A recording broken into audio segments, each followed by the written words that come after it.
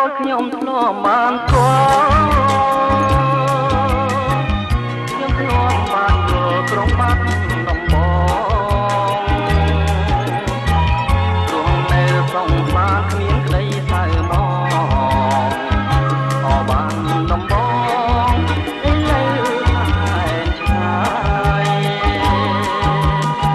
ខ្ញុំតែងត្រមៃយំថ្ងៃជានិច្ច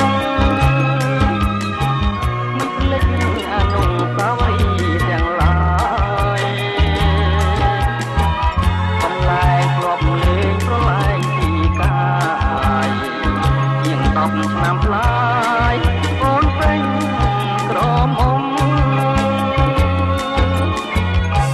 អានុសា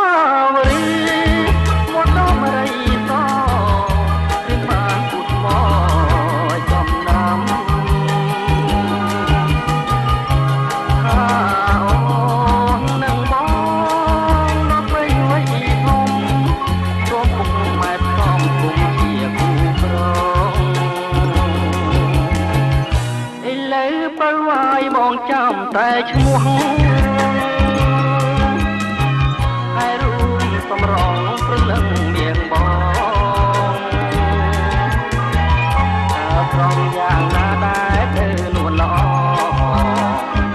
អបានដំបងគូក្រខ្ញុំនៅឯណា